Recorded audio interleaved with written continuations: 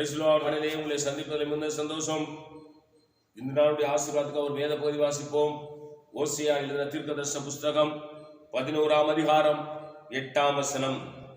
எப்ராயிமே, நான் உன்னை எப்படி கைவிடுவேன்? இஸ்ரவேலே, நான் உன்னை எப்படி ஒப்பு கொடுப்பேன்? நான் உன்னை எப்படி ஆத்துமாவை போலாக்குவேன்? உன்னை எப்படி செமையுமை போல வைப்பேன்? என் இருதயம் எனக்குள்ளே குழம்புகிறது, என் பரிதாகமும் ஏகமாய் பொங்குகிறது. இங்க ரெண்டு பேர்த்த சொல்றார். ஒன்று எப்ராயிம், இன்னொன்னு இஸ்ரவேல். இந்த எப்ராயிம் என்று சொன்னால் அப்படி இப்படி வாழ்கிறவர்கள், உலகத்தோடு விட்டு வாழ்ந்துப்பாங்க, ஆண்டவரையே சேவிப்பாங்க,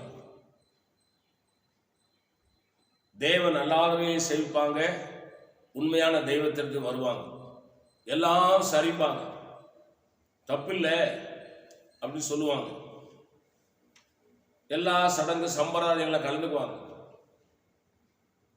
ஆனால் கேட்ட நான் கிறிஸ்தவம்பாங்க, நான் ஆண்டவருடைய பிள்ளைம்பாங்க.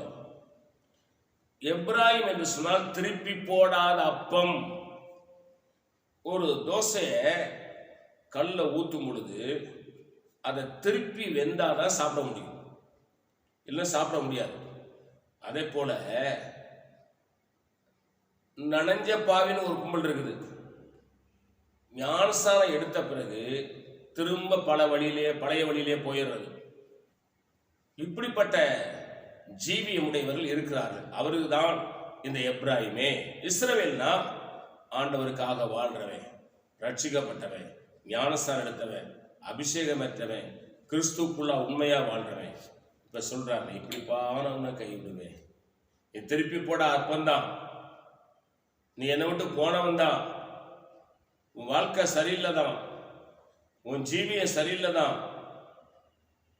ஜபத்தெல்லாம் மறந்து ரொம்ப நாள் ஆயிடுச்சு, சபையை மறந்து ரொம்ப நாள் ஆயிடுச்சு, எப்படி நான் உன்னை கைவிடுவேன்?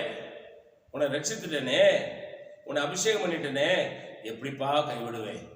ஆண்டவர் உன்னை கூப்பிடுறார், நீ வா, ஆசீர்வாதமா இருப்பேன், நான் உனக்கு ஜெபம் பண்றேன். பரிசுத்த பிதாவே, கர்த்தராகிய இயேசு கிறிஸ்து நாமத்தில் ஜெபிக்கிறோம். இது எங்களோடு பேசின நல்ல வார்த்தைகளுக்காக ஸ்தோத்திரம். இந்த வார்த்தையின்படி எப்ராயிமாய் இருக்கிற எல்லாரையும் இஸ்ரவேலாய் மாற்றும் ஆசீர்வதி. இயேசு நாமத்தில் வேண்டிக் கொள்கிறோம் பிதாவே, ஆமென். God bless you. கர்த்தர் உங்களை ஆசீர்வதிப்பாராக.